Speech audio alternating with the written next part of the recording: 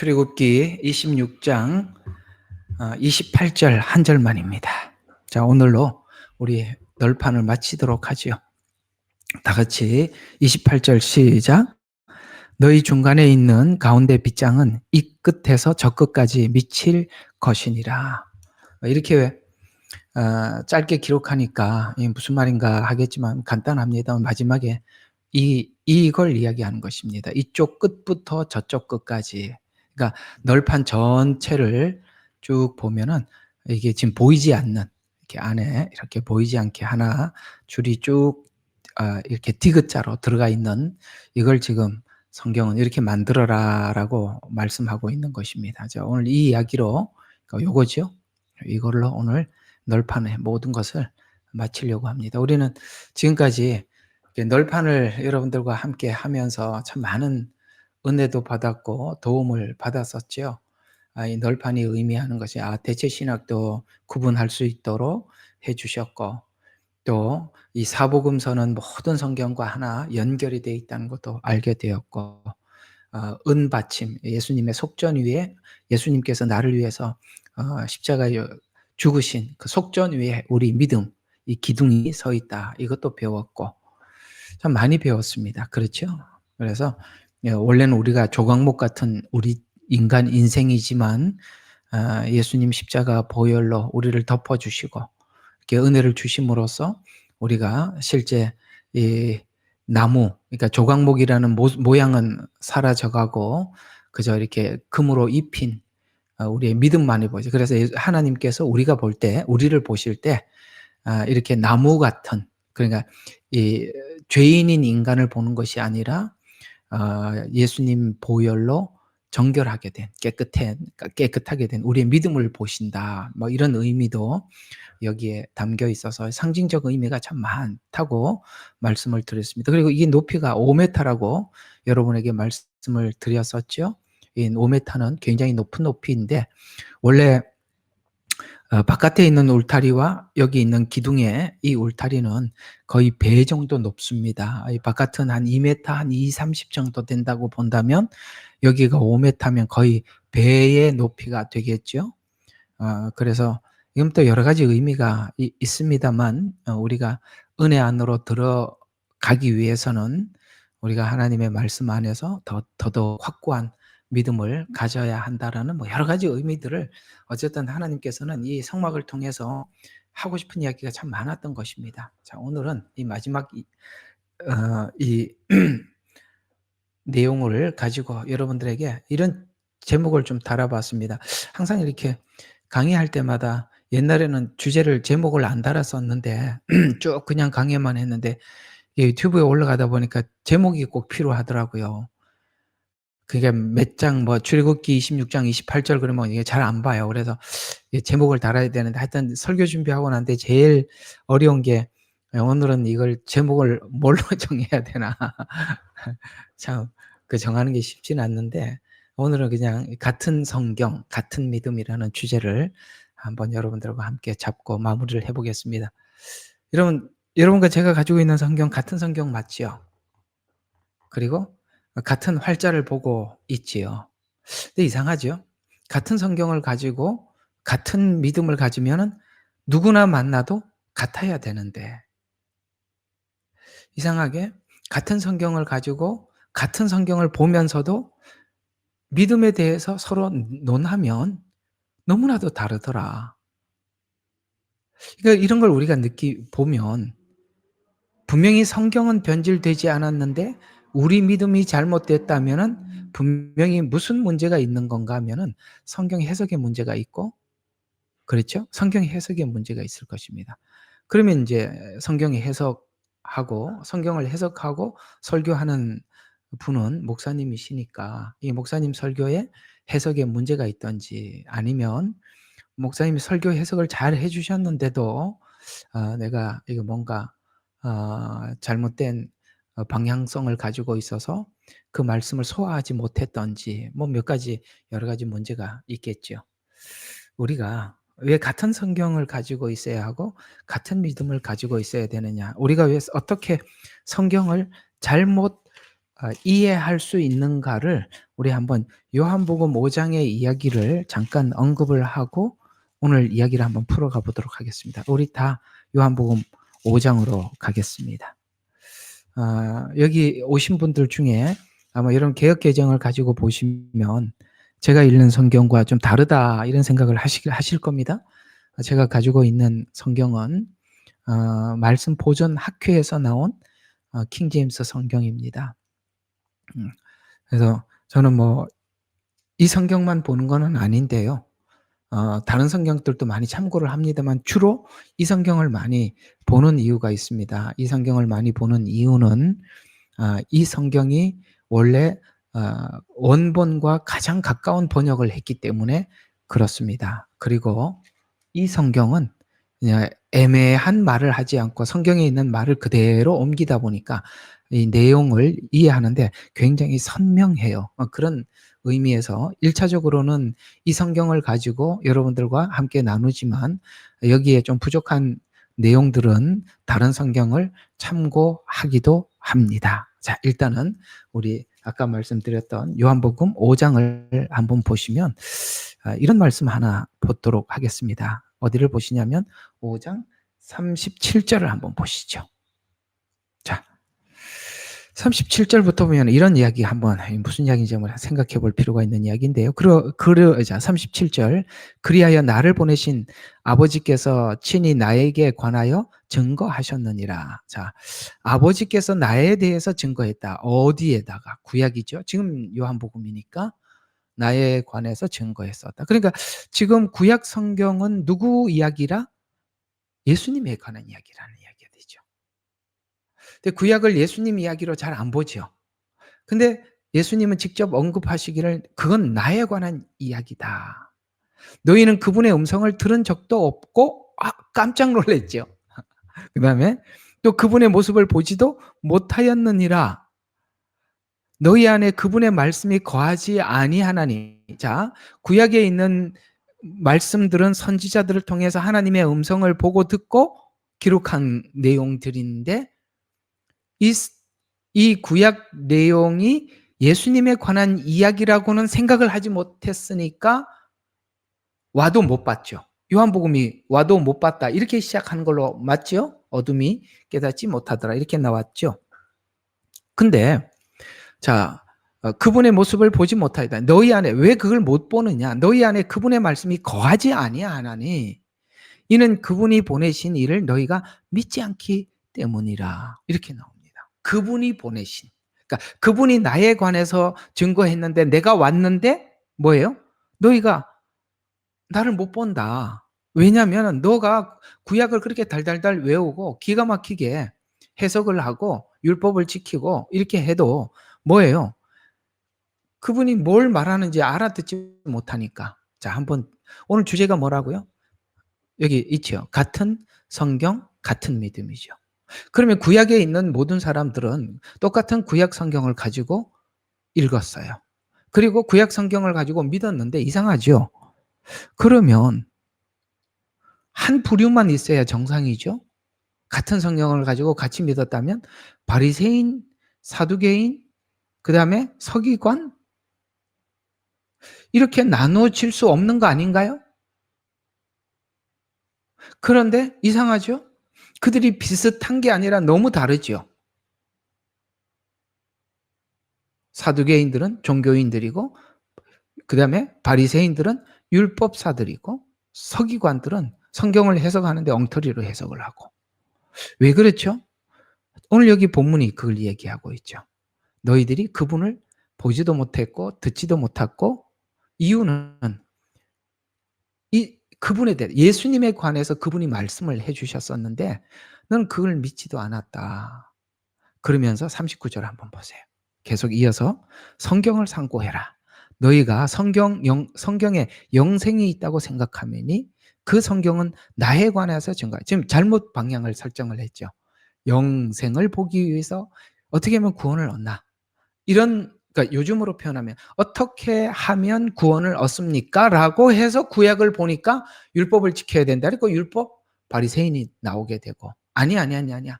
우리는 율법을 다 지킬 수 없어. 그러니까 우리가 제사를 하면 하나님 앞에 이렇게 제사를 드려서 짐승을 피로 드리고 이렇게 하면 1 년에 한 번씩 하나님 죄를 용서해 주듯이 이렇게 제물을 하나님 앞에 드림으로써 그러면서 우리가 영생을 얻을 수 있어. 그래 가지고 누가 생겨? 사두개인이 생기고. 그러니까 같은 성경을 가지고 있으면서 한 부류만 나와야 정상인데 사두개인이 나오고 바리새인이 나온다는 것은 그들이 예수님에 관해서는 아무도 아는 자가 없고 전부 다 영생을 어떻게 얻나라고 봤더니 사두개인이 나오고 율법사가 나오더라는 거죠. 자, 그러면 구약에만 이런 사람들이 있었느냐? 여러분 어떻게 생각하세요? 지금 현대 교회에도 바리새인들이 있어요? 예수님을 믿기만 하면 천국 가느냐? 아니야. 우리가 거기에 준하는 행위를 해야 돼. 여러분 구원을 얻기 위해서 성화되고 구원을 얻기 위해서 행위를 한다면 우리가 구약에 있는 바리새인들과 뭐가 다르죠? 그들과 뭐가 다르죠? 똑같죠. 우리가 성화가 되고 그다음에 변화가 되고 율법을 지키는 것은 구원이 준 은혜의 당연한 결과물로서 나오는 것이지 그것을 구원을 얻기 위한 조건으로는 누구도 이해하지 않는 게 원래 복음인데 복음이 말하는 것 같이 이해하지 못하고 마치 구약의 바리새인들처럼 뭐를 해야 돼요? 믿음도 가져야 하고 율법도 지켜야 영생을 얻는다라고 하는 이 말에 깜짝 놀라서 성경을 기록한 게 갈라디아서라면 오늘 이 교회 안에도 얼마든지 율법사 같은 율법사나 바리새인 같은 이런 자들이 존재할 수 있고 사두개인들도 많죠. 종교만 무늬만 종교인이지 예수 믿는 아무런 흔적이 안 보이는 증거가 보이지 않는. 그래서 오늘 이상하게 구약에 있었던 바리새인과 사두개인이 똑같이 교회 안에 존재한다는 것이죠. 같은 성경을 보고 있어요. 우리 같은 신약 성경을 보고 있어요. 그러면 우리가 같은 믿음은 누구하고 이야기를 해도 충돌이 없어야 되는데 왜 충돌이 생깁니까? 그런 사람들이 나오는 이유는 단 하나의 이유. 오늘 여기서 말하는 것처럼 그들은 성경을 구원을 얻기 위해서, 영생을 얻기 위해서만 보기 때문에 예수님이 나에게 뭘 했는지 관심이 없다는 거죠. 정리가 되시죠? 그러면 계속 봐요. 그러면서 성경은 나에 관해서 증거하고 있다. 너희가 생명, 앞에서 말하는 영생을 얻으려고 내게 오기를 원치 아니하는도다. 영생의 주체가 앞에 와 있어요. 그분이 우리에게 영생을 주고 죄사함을 주시는 분인데 그분에 대해서는 그렇게 구약을 한 번도 그렇게 관찰해 본 적이 없으니 그분이 왔는데도 당연히 못 알아보고 오지를 않아요. 왜 그러냐? 두 번째 이유를 듭니다. 나는 사람으로부터 영광을 받지 아니하느니라.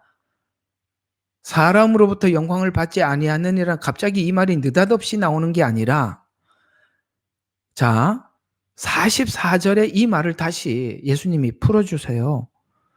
너희가 서로 영광을 받으면서 오직 하나님으로부터는 영광을 구하지 아니하니 어찌 나를 믿을 수 있느냐. 여러분 어떤 일이 생기느냐 하면 자 이런 게 있어요. 우리가 똑같은 복음을 가지고 있고 똑같은 이야기를 하면 아 당신 말 틀렸습니다.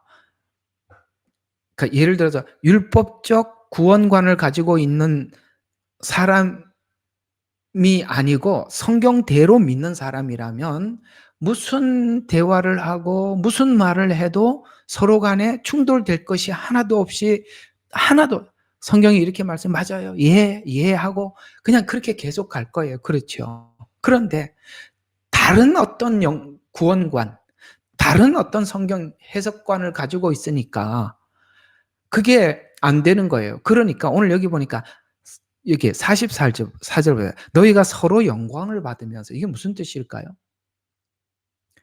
자기네들이 틀을 잡아놓은 바리새인들이 틀을 잡아놓은 행위 구원이라는 이 틀을 가지고 서로 간에 그게 이제 일치가 된다면 그러니까 같이 공감하는 사람 무리들이 모여 있다면 그걸 또 조금 더 고차원적으로 막 전하는 사람이 있다면 그러면 와 당신이 옳습니다. 서로 영광을 구해요. 당신 말이 옳습니다. 그러니까 너희들 사이에서 잘못된 성경 해석에 대해서 서로 존중을 할 뿐.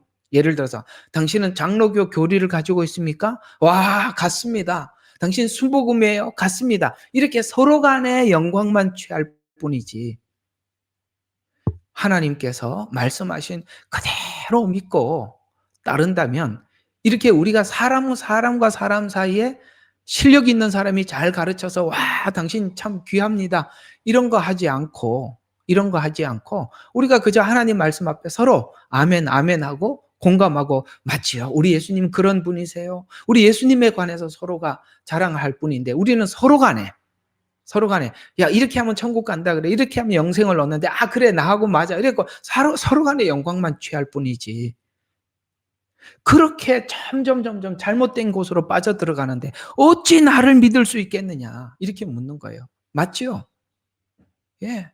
교리가 최고고 장로교 교리가 최고고 순복음은 틀렸고 맨날 싸워봐야 전부 다 아니라는 거예요. 왜? 자기들 교리 가지고 싸우지. 그냥 성경 그대로 믿으면 그럴 일들이 하나도 없지요. 그냥 예수교만 있을 뿐이지 거기에 무슨 다른 게 이름이 덧붙여 줄 게 뭐가 있냐 이 말입니다. 그래서 한번 봐요. 근데 왜 이 사람들은 자기 영광 서로 간의 영광만 취하고 자기가 내가 옳다 나도 이렇게 생각해 너도 그렇게 생각해 야 공감해 반갑다 이런 소리만 하고 있느냐. 그 뒤에 보세요. 43절. 그들 모든 마음속에는 뭐가 없어요? 42절 참. 예, 42절. 그러나 내가 너희를 아노니 너희 안에 하나님을 사랑함이 없다는 것이라. 맞지요? 예수님이 정확하게 말씀해. 영생만 얻으려고 했지. 하나님이 얼마나 사랑하셔서 아들을 보내주셨고 그 아들은 우리를 얼마나 사랑해서 십자가에 죽으시고 구약의 예언도 다 그건데 못 보더라는 거예요. 왜? 자기들끼리 옳다 하느라고.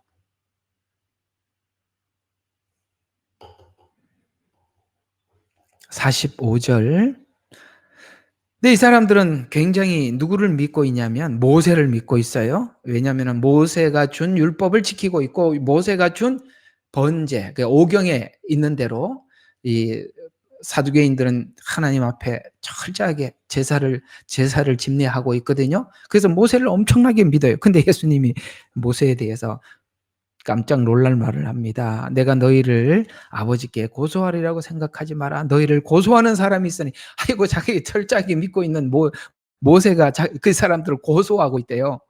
사람이 있으니 너희가 소망을 두고 있는 모세라. 너희가 모세를 믿었다면 모세가 왜 이 사람들을 고발하고 있죠? 율법은 정죄하는 거니까.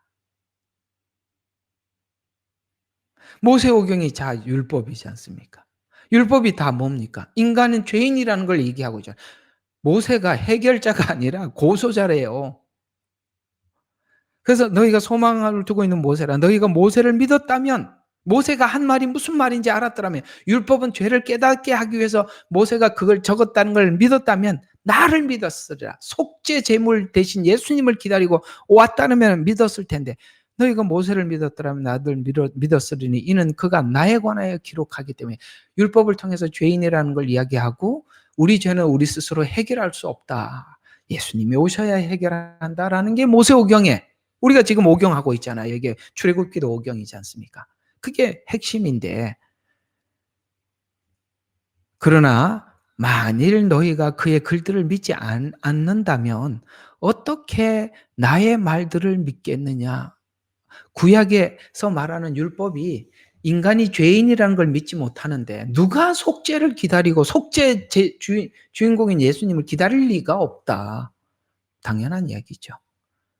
죄인이라는 걸 모르는데 무슨 속죄를 기다리겠어요? 그 이야기입니다. 참 같은 성경을 가지고도 전혀 왜? 성경을 가지고 예수님을 찾으려고 예수님을 알려고 성경을 보는 사람이 있는가 하면 성경을 가지고 천국 가려고 예수를 믿으니, 요즘으로 표현하면 그래요. 천국 가려고 예수를 믿으니 이래야 천국 간다, 저래야 천국 간다, 이런 얘기만 있고 예수님에 관한 이야기는 어디 가도 없다는 것이죠. 왜요? 아까 요 그림 보세요. 내가 이 그림이 설명하기, 이게 이 그림을 거기에 하는 거예요. 이 그림은 돌출되어 있지 않아요. 바깥으로 드러나 있지 않단 말이에요. 이거는요, 이게 지금 여기 요 두 기둥이 있잖아요. 이 두 기둥이 이렇게 만나 있는 거 아시죠? 이렇게 둘이 만나 있어요.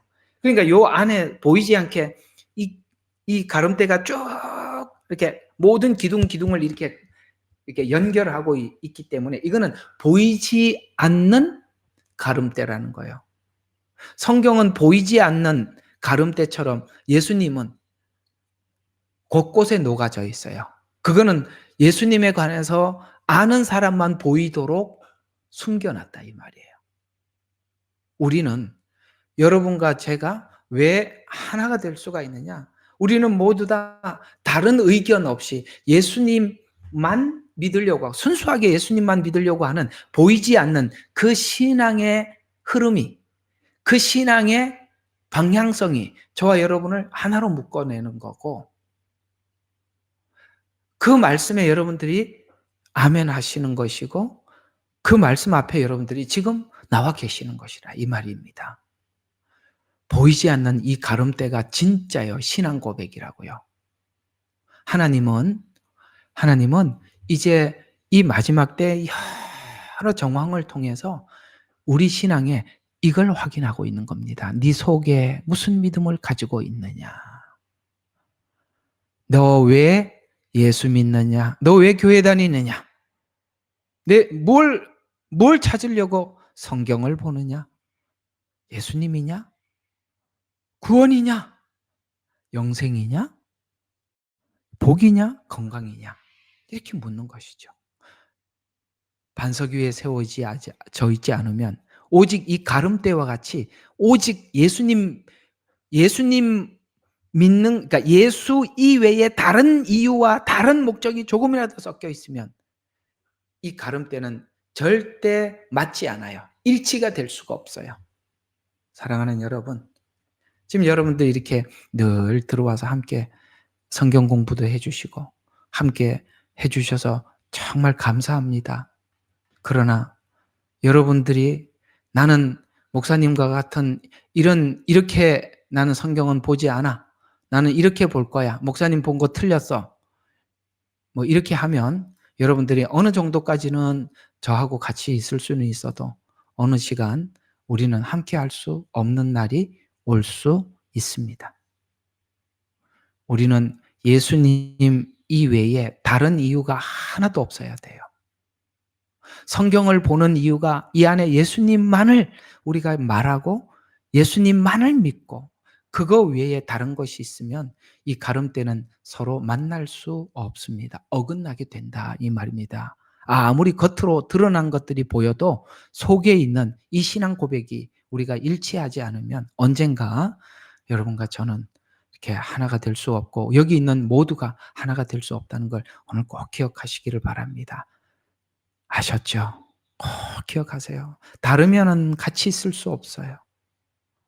예. 전에도 한번 이야기했지만 여러분 예수 믿는 목적이 천국 가기 위함, 이렇게는 정말 하지 마세요. 나를 사랑하는 주님, 그 외에는 아무 이유가 없어야 돼요. 그분 안에 모든 것이 있으니까요.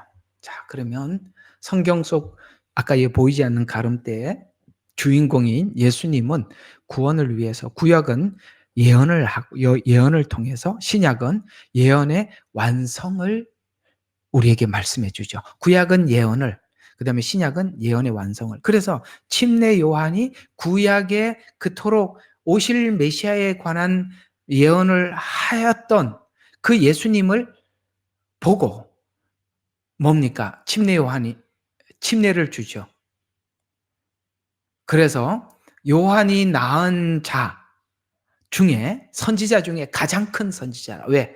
구약에 있는 선지자들은 전부 다 예언하고 눈으로 보지 못하고 죽었지만 침례 요한은 그토록 구약에 예언하고 예언했던 예수님을 눈으로 본 자이기 때문에 큰 자라 이렇게 이야기합니다. 그러나 요한보다 더 큰 자들은 누굽니까? 사도들입니다. 사도들은 요한은 예수님의 초림을 보고 죽었지만 예수님 십자가 이전에 죽었잖아요. 그러나 제자들은요, 예수님의 부활을 본 자들입니다.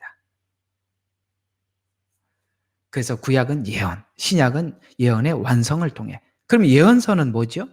예언과 완성을 확인시켜. 그러니까 예언서는 뭡니까? 예언을 하고 예언이 어떻게 완성이 됐는지 확인을 시켜서, 예언서는 어디를 향해서 가느냐면은 미래 예언의 확신을 주기 위해서. 구약에 있는 모든 예언서를 알고 확인하고 믿게 되면 무슨 일이 생기느냐? 요한계시록에 다시 오실 예수님에 대한 믿음이 분명하고 선명해진다는 거예요. 그래서 예언서는 바로 미래 예언을 대한 확신을, 시가서는 환난 중에 즐거워해야 하는 이유.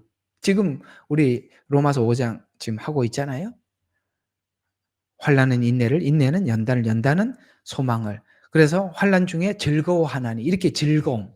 왜 환난이 즐거워야 하느냐? 이번 주에 설명을 하겠습니다만 이게 시가서의 원래 대주제입니다. 우리가 환난을 받는데 왜 즐겁냐? 예수 믿는 사람들이 그 이유는 그리스도를 닮는 영성이 자람에 대해서 감사하게. 이렇게 모든 성경은 아까 이 널판 하나하나는 성도 한 사람 한 사람을 이야기하기도 하지만 성경 한 권 한 권을 이야기도 하거든요. 그러나 성경 한 권 한 권이지만은 성경은 뭐예요? 이렇게 시가서, 오경, 그다음에 예언서, 그죠? 그다음에 복음서, 그다음에 그 교리서신, 뭐 이렇게 다 이렇게 종류별로 나누어져 있다는 것이죠. 그러나 그 모든 성경은 각자가 우리 신자들에게 필요한 어떤 것들을 제공해 주죠. 예언서는 미래에 대한 확신을 주게 한다면, 시가서는 현재 우리의 믿음이 하나님 앞에 분명하게 지금 일어나는 상황과 현실에 일어나는 문제가 하나님이 뭘 다루기 위한 작업이냐, 이걸 알려주는 게 시가서의 목적이라는 거예요. 시가서 얼마나 필요해요. 지금 현실에 내가 왜 이 상황을 이런 걸 겪어야 하지? 라는 대답을 시가서가 해주잖아요. 역사서는 뭐죠? 우리가 역사를 통해서 실제 사실임을 증명해요. 예수님이 오신 게 뭐예요? 다른 모든 종교는 신화에 불과하지만 역사서를 통해서 이 예수님은 하나님의 예언과 성취라는 역사 속에서 오신 분이다 라는 것을 알려주는 것과 동시에 우리에게는 어떤 의미가 있느냐? 역사서는 우리 신앙도 그 역사 속에 겪었던, 이스라엘이 역사 속에 겪었던 하나님 앞에 세워졌던 일과 넘어졌던 일이 계속 반복되는 과정 속에서 결국 하나님께서 예수님을 통해서 이스라엘을 세워가더라 라는 것을 우리에게 실제 그 삶을 살았던 역사를 통해서 하나님께서 이스라엘이 죄를 지었을 때 반응했던 하나님의 모습, 하나님께 돌아왔을 때 그들에게 축복해 주었던 모습들을 실제 역사 속에 기록해 줌으로써 우리의 인생이라는 역사 속에도 하나님이 찾아오셔서 그 일을 해 가셔서, 이것을 성경은 이렇게 표현하고 있어요. 너희가 자고 깨고 하는 중에 우리 신앙이 하나님 앞에 세워져요. 잔다는 건 뭡니까? 때로는 우리의 넘어짐의 시간. 깬다는 건 뭐죠? 하나님 앞에 회복하는 시간. 이런 부정적인 경험, 밤, 어두움의 시간, 이 부정적인 경험을 통해서도 하나님 우리에게 교훈하시고, 긍정적인 교훈을 통해서도 교훈하는 이 역사를 통해서 우리의 신앙이 하나님 앞에 자라간다. 이걸 이스라엘 역사 속에 1차적으로 설명을 하고 우리 인생 속에 들어오셔서 우리 이스라엘 역사들이 겪었던 걸 우리가 지금도 겪고 있는 거죠. 맞죠? 하나님께서 이스라엘이 잘못하면 혼냈던 것처럼 우리한테도 가만히 안 있더라. 왜 가만히 안 계시냐? 이스라엘 역사를 살펴보니까 이렇게 해서 이스라엘이 죄가 걷어지고 의가 세워지더라. 이런 걸 이제 배우게 하시더라. 그거 이스라엘 역사 속에만 있는 게 아니라 내 인생 속에서도 일어나는 일들이더라. 이런 걸 이게 성경은 우리의 신앙의 가이드가 되어 줘서 무엇 하나도 부족함이 없도록 확실하게 우리의 궁금증을 다 대답해 주고 있는 것입니다. 이렇게 다양한 형태로 복음은 다각적으로 증언하고 있어요. 아주 다각적으로. 그러나 모든 주제의 주인공은 예수님이자. 그러니까 이제 제가 이제 은사하고 제일 마지막 시간에 여러분들과 함께 나눌 이야기가 뭐냐면 은사의 모든 은사는 예수님이 다 가지고 있어요. 근데 이제 뭐 제가 이제 뭐 베드로를 중심으로 그다음에 뭐 바울을 중심으로 뭐 이렇게 이제 사람들 누가를 중심으로 뭐 이렇게 그때 사도들을 중심으로 이야기를 했잖아요. 근데 우리 인간은 그래요. 어쩔 수 없어요. 예수님처럼 다 가질 수는 없어요. 부분적으로 가질 수밖에 없어요. 그러나 예수님은 그 모든 은사의 주체고 예수님 생애는 그 은사의 모든 것이 그대로 모든 정황 속에서 드러나고 나타나게 되는 것입니다. 그래서 다각적인 복음 형태로 증언하고 있어요. 그러나 주인공은 예수님이다. 성경의 시대, 내용은 달라도 그렇죠.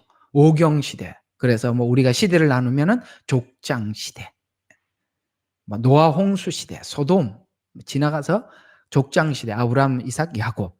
그다음에 사사 시대, 열왕 시대, 왕정 시대, 북왕국 이렇게 시대별로 이렇게 나누어서 그때그때 사람들이 등장해서 성경을 기록하지만 참 그래요.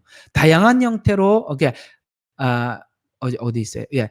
성경의 시대, 그다음에 내용도 달라봐요. 룻기가 다르고 사사기가 다르고 여호수아기 성경이 다르고 이게 내용은 다 달라 보여도 아까 성경 요한복음 5장에 뭐라 그랬어요? 이게 다 누구 이야기다고요? 나에 관한 이야기다. 예. 이걸 어떻게 나에 관한 이야기로 볼 수 있느냐? 그건 하나님이 열어주시는 자들만이 눈에 열리는 거지. 여호수아서를 가지고 여기 예수님을 찾아봐라 그러면 아니 그거 어떻게 찾겠어요? 하나님께서 열어주시는 분들 아는 사람들만 보이는 거예요. 여호수아가 원래 이름이 예슈아라는 말이라는 거예요. 호세아도 예수. 그러니까 여호수아서는 예수님이 누구신가를 여호수아서가 아니 여호수아서가 어떻게 예수님이야? 그렇죠. 그래서 안 보이는 거예요. 그 보는 사람만 보이는 거죠. 그래서 시대가 다르고 내용은 다르지만 예수님을 아주 다각적으로 설명해 주고 있기 때문에 그래서 예수님을 알지 못하면 성경의 모든 기록과 내용을 알지 못하는 것입니다. 그러니까 아무리 봐도 모르는 거예요. 예수님이 안 보이면 이상하게 성경은 너무너무 정말 이 지구상에 이 모든 건 인간이 쓴 책들이잖아요. 성경 위에는 모두 인간이 쓴 거잖아요. 뭐 불경도 인간이 쓴 거지. 그게 어떻게 부처가 무슨 신입니까? 아니거든요. 근데요. 이 성경만큼은 하나님이 쓰신 거예요. 그러니까 이 성경이요.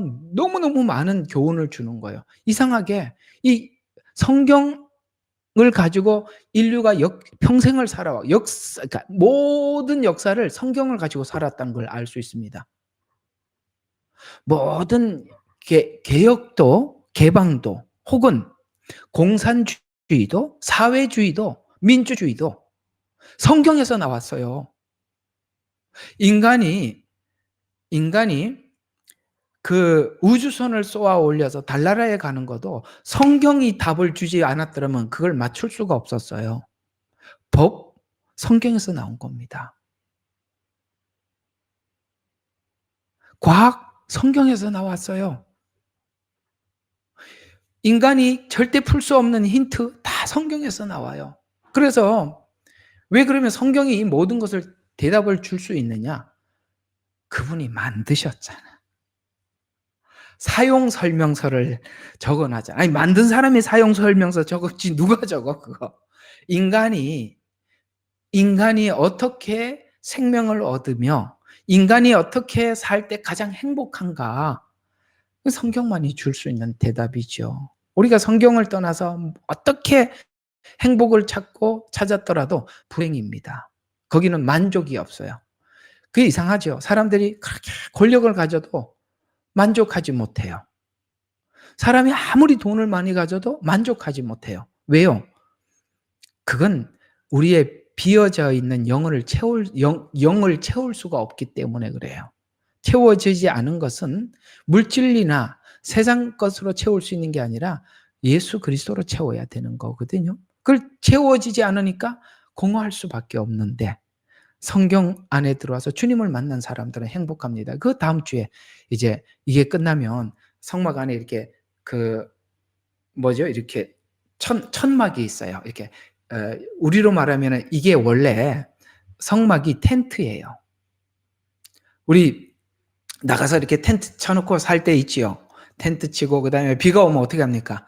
또 바깥에 방수 텐트 치고 더 세게 와. 그러면 방수 또 치고 이런 것처럼 이 성막이 이렇게 안에 하나, 둘, 셋, 네 겹으로 이렇게 텐트가 쳐져 있거든요. 딱 들어가면 가장 보이는 부분, 다음 주에 할 겁니다.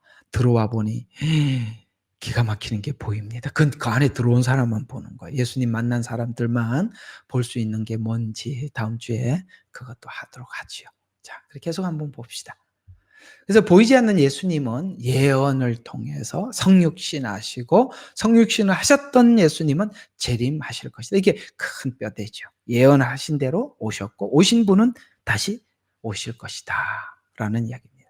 그래서 구약 예언의 완성, 예수님이 직접 이 땅에 오실 것이라는 이사야서 7장 14절. 그래서 예수님의 성육신으로 이루어져 있고, 그다음에 복음은 어떻게 완성되었다라고. 자, 예언은 이사야서 7장 14절에 말했다면 그 예언대로 복음을 완성했다고 요한복음 19장 30절에 그러니까 다 이루었다. 다 이루었다. 뭘 이루었다는 거예요? 구약에 예언했던 그 모든 속죄 다 이루셨다라고. 우리의 죄를 이걸 이제 다 이루었다라는 말을 히브리서에는 한 번 죽으심으로 한 번 이런 말로 계속 단번에 한 번에 이런 말로 계속 나오는 것입니다. 다 이루었다. 주님이 다 이루었다는데 또 우리가 또 이루려고 이렇게 몸부림치는 사람이 있어요. 그러지 말라고요. 다 이루었다 하잖아. 어? 자, 그다음에 재림으로 이 모든 것은 완전히 완성될 것입니다. 그래서 요한복음 14장 2절과 4절에 보면 이제 재림으로 이 모든 하나님께서 우리에게 약속한 완성을 이룰 것이다. 14장 2절과 3절에 이렇게 말합니다. 내 아버지 집에는 많은 저택들이 있다. 그렇지 않으면 내가 너희에게 말하였으리라. 나는 너희를 위하여 처소를 마련하러 가노라. 오늘 주님이 우리가 살 집을 지금도 집을 짓고 계신데요. 그래서 예수님은 목수의 아들로 오셨습니다. 신기하죠? 그 다음에 3절 내가 가서 너희를 위하여 처소를 마련하면 다시 와서 너희를 내게로 영접하여 다시 오신대요. 그래서 준비한 집으로 우리를 데리고 간대요. 이게 이스라엘 결혼 문화 속에서 한번 설명했던 거지요. 그래서 내게로 영접하여 내가 있는 그곳에 너희도 있게 하리라. 내가 어디로 가든지 너희를 알고 또 그 길을 너희가 아노라. 이렇게 간다는 거. 여기가 하나님과 우리의 약속의 마지막 끝지점이라는 거. 너희가 아노라. 이렇게 말씀하고 있는 것이죠. 재림으로 완성을 할 것입니다. 예언, 그 다음에 초림, 그 다음에 재림. 이게 아주 가장 짧은 뼈대입니다. 그래서 복음서는 구약 예언의 완성이면서 재림을 담아서 설명한 예수님의 전부를 기록한 것입니다. 전부를. 그래서 아까 이제 말씀드렸던 기둥에 숨겨진 한 개의 그 연결대가 속에 숨겨진 가름대 예수님을 보지 못하면 성경은 전혀 다른 이야기가 됩니다. 요한복음 1장 1절과 4절 말씀이 계셨다. 말씀은 하나님이다. 만물도 그를 통해 지음을 받았다. 그 안에 생명이 있다. 이렇게 요한복음이 시작해요. 하나님을 소개하는데 그분은 말씀이다. 이게 말씀이라는 말을 두 가지 차원에서 꼭 알으라 그랬죠. 창세기 보니까 말씀이 나와요. 그때 그 말씀은 어떤 식으로 나오죠? 그때 그 말씀은 어떻게 나와요? 말씀하시는 대로 있더라. 있더라. 빛이 있으라 하니까 있더라. 그죠? 그러니까 말씀이라는 것은 창조에도 말씀이지만은 또 말씀이란 성경이죠. 근데 성경은 보면 창세기처럼 있으라, 있더라, 있으라, 있더라 이런 말만 있어요. 아니면 하나님의 속상함, 하나님의 화남, 인간의 질문, 때로는 그 질문을 듣고 반항하거나 아멘하거나 이런 하나님과 우리 사이의 대화가 어떤 때는 하나님이 막 속상해서 후회한다. 그리고 막 어느 때는 우리가 막 하나님 언제 우리를 사랑했습니까? 막 이 대화. 그러니까 성경은 말씀이라는 것은 이런 게 참 사람이 그래 단순한 거예요. 그러니까 참 이런 얘기를 잘 들어두시라고. 그래 안 속는다고요. 이게 이 사람들이 말씀이라는 것은 절대 권위 이렇게만 탁 인식이 돼 있어가지고 절대 권위라고 그러는데 하나님이 후회하셨다. 그러니까 절대 권위가 후회라는 단어를 쓰니까 심각한 거예요. 왜? 권위잖아. 그거는 하나님이 우리하고 이렇게 나누시다가 대화를 하시다가 하나님이 얼마나 힘들고 답답한지를 그 마음을 꺼내놓은 이야기예요. 이해가 가요? 꺼내놓은 이야기를 가지고 절대 아까 창조처럼 하나님이 있으라 그러면 뭐 이렇게 하라 그러면 이렇게 후회하셨다 끝장이다 이 말이 아니야. 그러면 후회하셨으면 하나님께서 구원부터 시작해갖고 창조부터 다 취소를 해야 되는데 안 하시잖아. 왜 노아를 가지고 또 새롭게 시작하시냐고. 예? 후회했으면 그냥 문을 닫으셔야지. 왜 안 닫으시냐고. 이 말이라는 말은, 말씀이라는 말은 하나님이 우리에게 말하고 우리는 하나님 앞에 대답을 하는 이 과정 속에서 하나님이 생각하고 있는 수준과 우리 생각이 다르니까 하나님의 말씀을 통해서 우리를 설득해서 하나님의 대화 속에 끌어올리는 과정 속에서 우리가 그걸 주거니 받거니 하면서 서로 공감하기 위한 말씀. 그러니까 성경에 보면은 다윗이 죄 지은 것도 적나라하게 기록하고 후회하는 모습도 적나라하게 기록하고 하나님이 받아주는 것도 이해가 가세요? 그건 설득이라는 의미가 있다는 거예요. 그래서 대부분의 성경은 역사를 통해서 하나님께서 우리에게 이해를 시키고 있는 그런 측면에서 말씀이지 창조처럼 그런 말이야. 그거는 창세기에만 잠깐 등장하고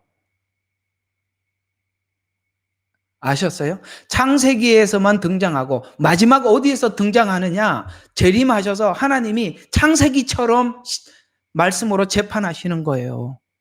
거기서는 아이고 잘못했는데 이제 알았습니다. 후회합니다. 소용없다고요. 창세기에 하나님이 말씀하셔서 딱 구분한 것처럼 마지막 때 그 구분은 창세기의 구분과 어둠과 빛을 나누라. 아시겠어요? 구원받을 자와 가라지와 알곡을 나누라. 끝이에요. 나누는 걸로. 그 다음번에는 기회가 없단 말이에요. 그런 말씀이 창세기의 창조로 나오고 마지막 심판으로만 그렇게 권위적인 하나님의 나눔의 이야기가 나오지. 그 중간은 전부 다 우리 죄인인 우리를 설득하는, 이해시키는, 그러기 위해서 이 긴 성경이 하나님과 인간 사이에 그 차이를 좁혀가고 있다는 거예요. 그렇게 보이세요, 성경이? 그렇게 보여야 성경이 보이는 거예요. 말씀이 계셨다. 말씀은 하나님이다. 만물도 그를 통해서 지음을 받았다. 그 안에 생명이 있다. 이런 나눔들, 이걸 다 우리가 수용할 수 있어야 돼. 그래야 우리 하나님에 대해서 알고 우리 신앙이 기분에 따라 왔다 갔다 하지 않는다 이 말이. 기분에 따라. 왜 우리가 감정에 따라 움직이느냐? 고정이 없으니까. 고정되지 않으니까. 오늘은 이랬다가 내일은 또 어떤 사람으로 다가올지 불안해요.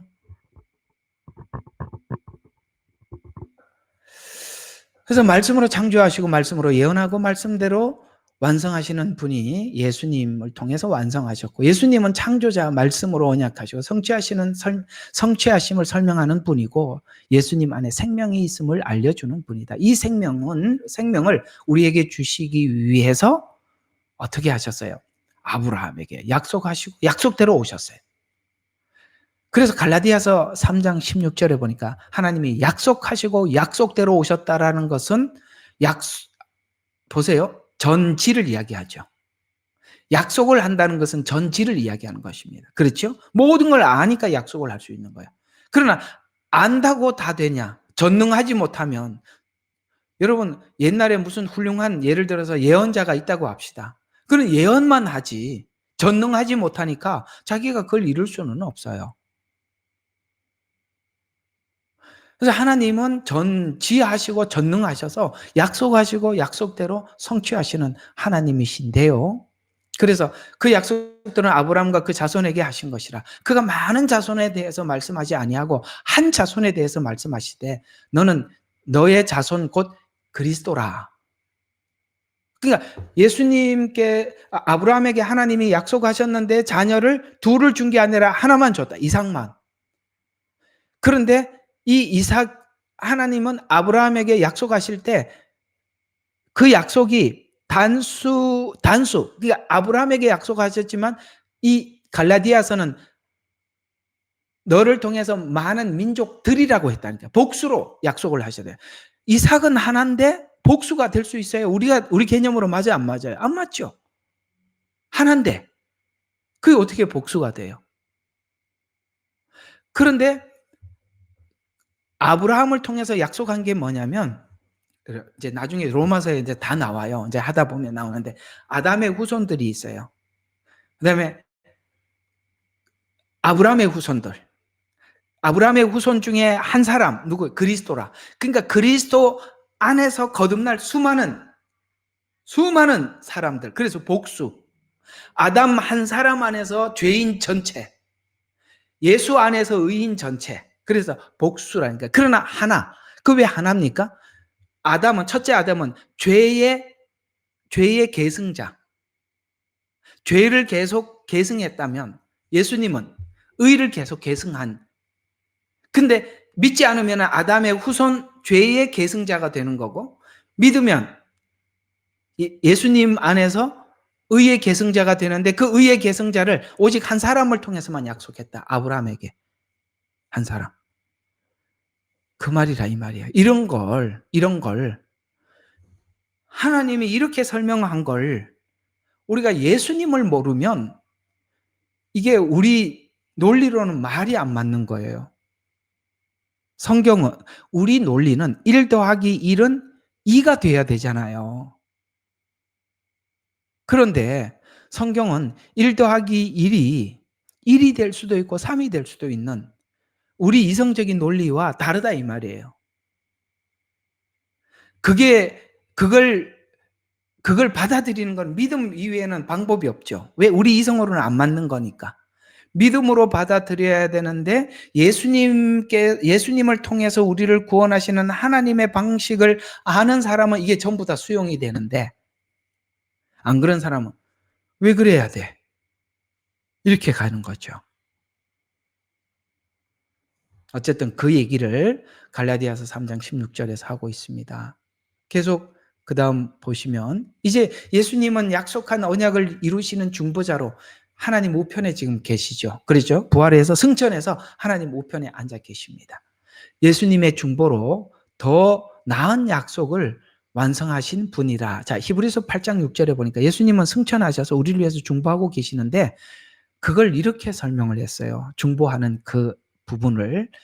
히브리서 8장 6절에는 그 예수님의 중보를, 이제 예수께서 얻으신 사역은 그들의 사역보다 더 우수하니. 그들은 누굽니까? 제사장은 원래 중보자예요. 다리, 브릿지란 말이에요. 하나님과 우리 사이를 중보하는. 근데 그들이 구약에 있는 제사장들의 사역보다 더 우수하니, 이는 그분이 더 나은 언약의 중보자입니다. 구약에 있는 제사장들은 예수님과 같은 언약이 없었기 때문에 중보를 그렇게 해줄 수가 없어요. 그러나 예수님의 중보, 이거 성찬식이 뭐라 해서 내 살이니 내 피니 받아 먹으라. 내가 너희를 위해서 하는 무슨 언약? 영원한 언약이니.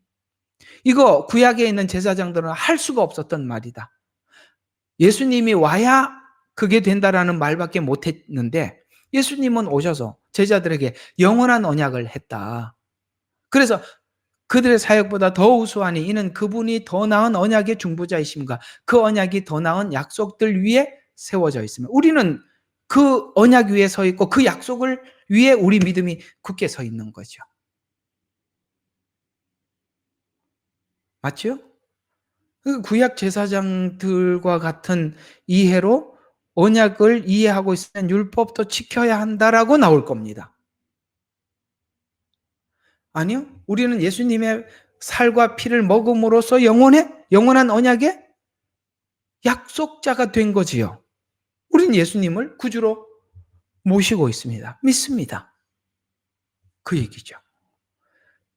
그래서 우리가 예수님을 보지 못하면 성경이 전혀 다른 방향으로 가죠. 단순한 도덕이나 역사적 이야기가 되고 만약 성경을 잘못 보면 이런 이야기가 돼서 그죠? 도덕적 교훈과 윤리적 지침서 이렇게 이해를 하고 설교를 하는 이게 문제란 말이에요. 예? 이건 아니야. 예? 이 무슨 도덕? 나는 진짜 우리 한국교회 대형교회 어떤 목사님 설교하는 거 막 구역질 나서 못 듣겠어요. 아주 저런 인간을 세워놓고 그 많은 사람들이 그 밑에서 나는 그 사람도 이해가 안 가고 난 어떻게 저렇게 원맨쇼를 이거 원맨쇼야. 정말 옛날에 그 배삼룡이가 나타나기 배삼룡이 맞나 모르겠네. 이기동이하고 김기동인가 이덕이나 하여튼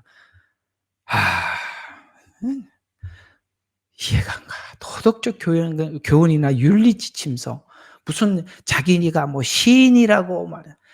아이고 참 듣는 사람들도 정말 한심해. 아니 그 복음을 아는 사람들 같았으면 거기서 그 교회 다 쫓아나와서 그 사람 목회 못하게 만들어야 되는데요. 그 앉아서 다 멍해서 듣고 있어요. 예? 이건 아니라 이 말이에요.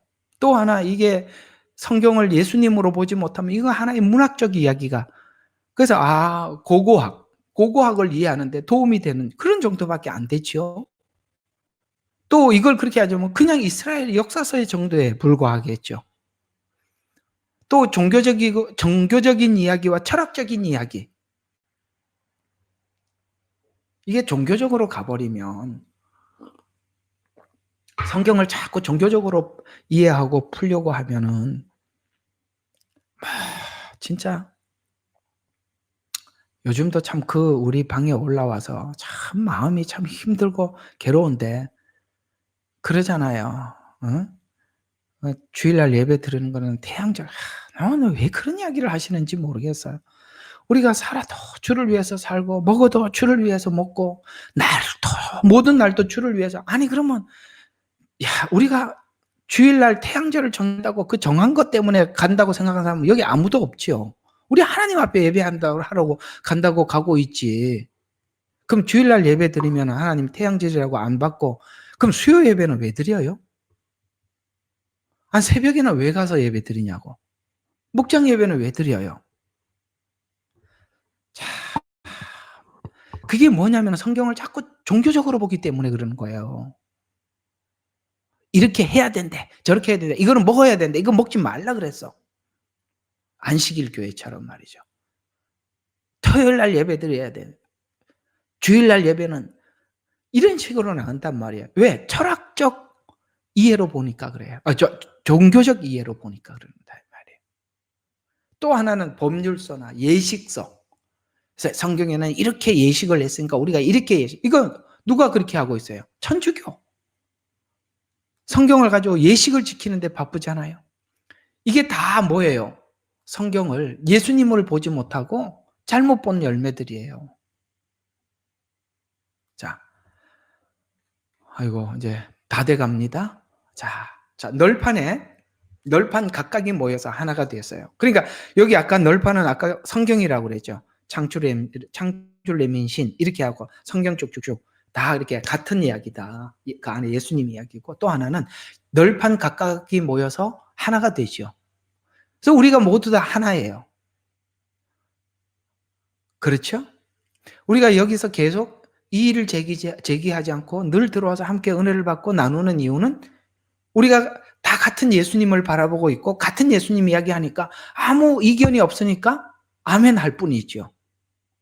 여기서 누군가가 종교적이거나 아까 여기 앞에 말한 것처럼 이런 것들이 뭔가가 잘못된 게 섞여져 있으면 우리는 언젠가는 저요 목사님 저는 그렇게 생각하지 않고 이거 이렇게 해석해야 돼 왜 이렇게 나올 텐데 그게 왜 이렇게 안 나오냐. 우리가 다 같은 믿음을 가지고 있기 때문이죠. 그래서 성경은 우리가 각각 널판이 모여서 하나가 되는 것처럼 모든 성경이 왜 하나가 될 수 있느냐. 우리는 이 성경에 대해서 절대적 권위를 가지고 믿기 때문입니다. 자, 우리는 왜 성경의 절대적 권위를 가지고 절대적 믿음을 가질까요? 성경의 기록이 성령께서 기록했기 때문입니다. 디모데후서 성경을 이쪽으로 가시죠. 3장 16절. 디모데후서 3장 16절입니다. 자, 시작. 모든 성경은 하나님의 영감으로 주어진 것으로 교리와 책망과 바로잡음과 의의 훈육으로 유익하니. 자, 잘 봐요.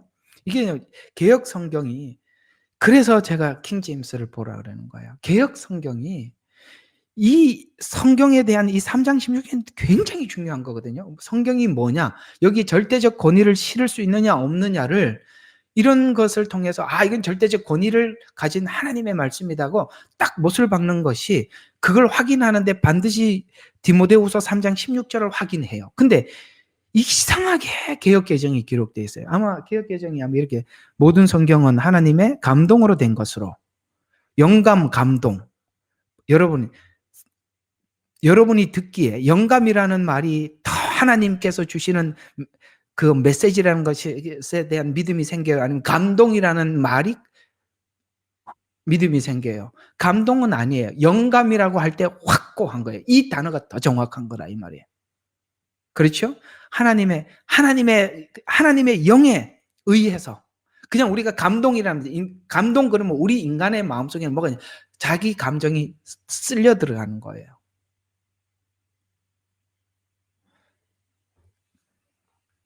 여기 이제 뭐 축자 영감사 그런 이야기는 나중에 하고요. 어쨌든 영감이라는 말보다, 감동이라는 말보다 영감이 맞다. 그다음에 영감으로 된 것으로 교훈과 책망과 이렇게 나와 있죠. 교훈이라고 나와 있어요.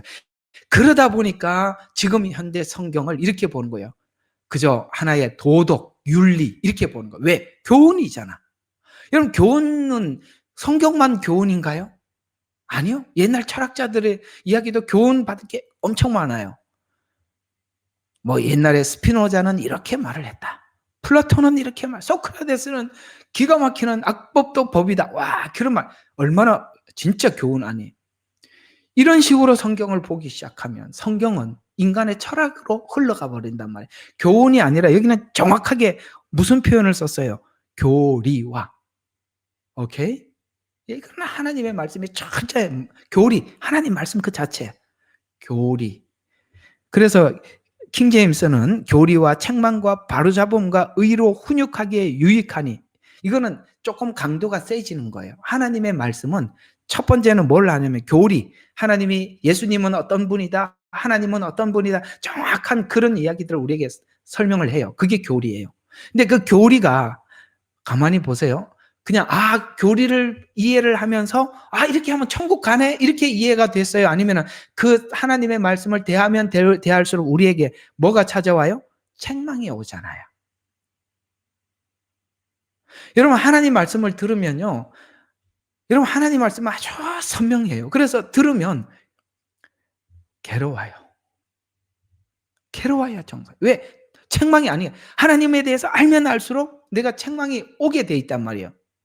당연히 책망이 오는 거예요. 여기서 좋은 어떤 잠언 같은 그런 명언만 뽑아내는 게 아니라 거기에 우리의 모든 책망이 있다면 어쩌면 이렇게 다윗이 밧세바하고 나도 그랬는데 이런 생각이 들잖아, 그죠? 그 다음에 사울이 나도 그랬는데 이해가 가요? 책망이라는 거예요. 그 다음에 책망만 하는 게 아니라 하나님은 인간은요 책망밖에 못해요. 그게 하나님과 우리는 거기까지 같을 수 있어요. 책망까지는. 우리가 의와 죄에 대해서 구분이 있으니까 애들한테 책망하고 이렇게 할 수 있어요. 근데 그 다음을 못하죠. 바로잡는 거 우리 못합니다. 그걸 하나님이 하시는 거예요. 십자가가 우리의 마음을 바로잡게 만들죠. 더 나가서 의로 만약에 바로잡으려고 하는데도 말을 안 들으면 의로 훈육을 한다는 거, 바벨론 보내버린다는 거예요. 이건 뭔 얘기냐면 하나님이 말만 하고 끝내는 게 아니라 결국 우리 만들어 놓고 말겠다는 거예요. 처음에는 책망하고 그 다음에는 또 뭐 하죠? 바로 잡아보고 그래도 안 되면 그거 막 그냥 그 바벨론에 보내가지고 막 고생시켜서 인간 만들고 하나님이 포기하지 않는더라. 하나님 말씀대로 끝까지 가더라. 이스라엘 손을 안 놓듯이 이렇게 하더라. 그렇게 배우더라. 그 말이죠. 그게 디모데후서 3장 16절의 이야기예요. 이 안에 무슨 교훈이나 이렇게 찾아내는 위해서 성경을 준 게 아니고 책망 정도가 아니라 그 뒤에 말이 더 무서운 거예요. 그 다음에 또 성령의 감동으로 사람이 쓴 글이기 때문에 자, 성령의 감동으로 베드로후서 1장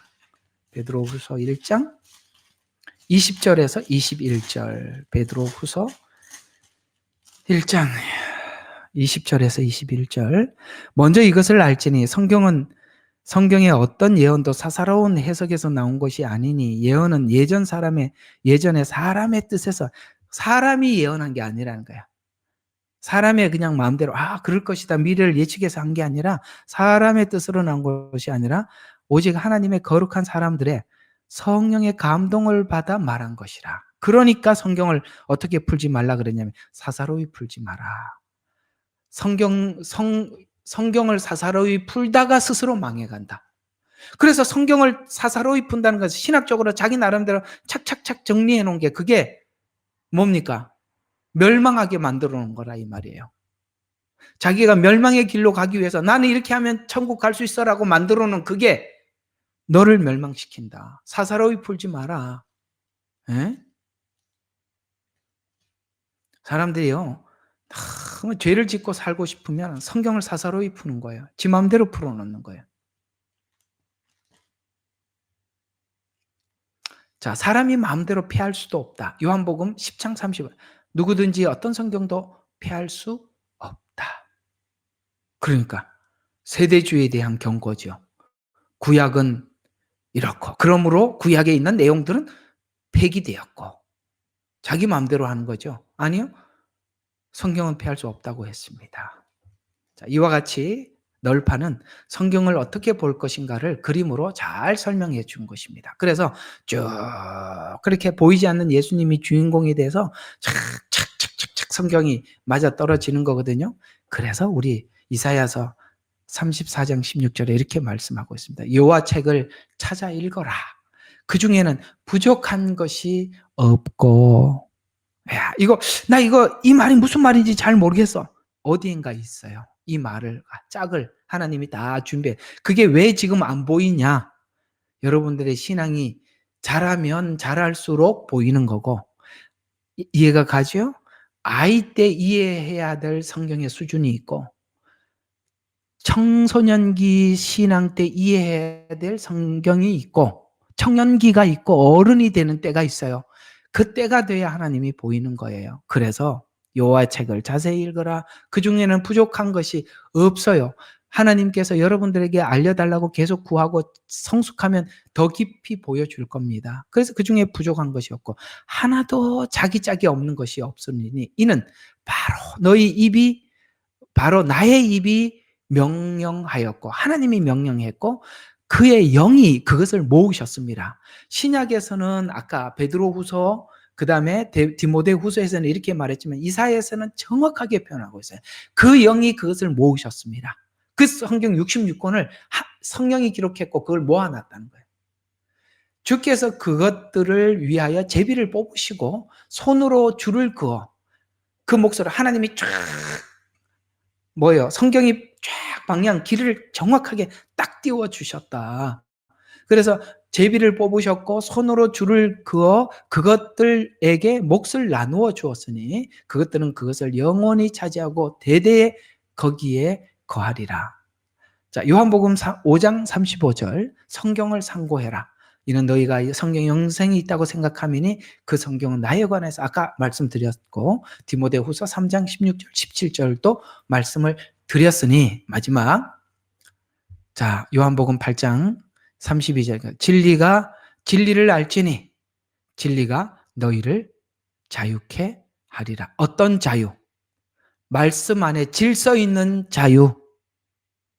자유 그러니까 아이고 자유를 얻었네. 나 자유 얻었네. 너 자유 얻었네. 우리 자유 얻었네. 이런 노래 부르지 마시고 그 자유는 예수 그리스도 안에서 아주 질서 있는 자유. 그 자유를 말하는 것입니다. 여러분 오랫동안 이 널판 공부하면서 여기 참 많은 의미들을 나누었습니다. 그렇게 나눈 게 참 감사해요.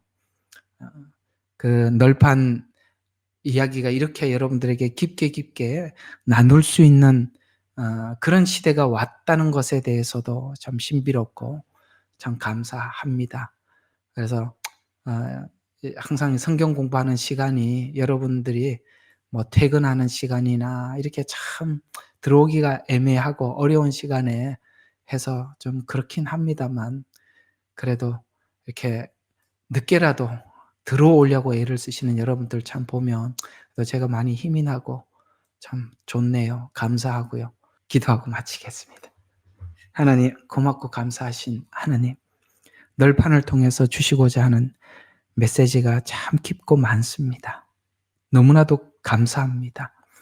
이토록 우리가 이 안에 있는 이 내용 속에 우리가 받아야 될 말씀들이 이토록 많아짐에 대해서 얼마나 우리가 하나님의 말씀에 대해서 깊이 묵상하고 생각을 해야 되는지 되돌아보게 됩니다. 한 말씀들이 저들에게 늘 궁금하고 필요한 필요를 채워지는 하나님 말씀이 되도록 하나님 은혜 주시옵소서.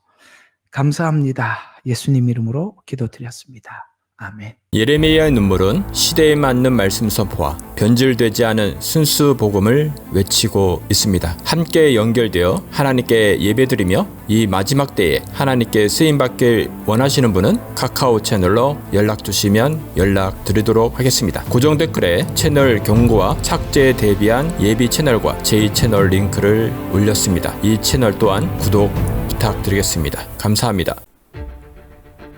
우리는 역사상 가장 중요한 시점을 지나고 있습니다.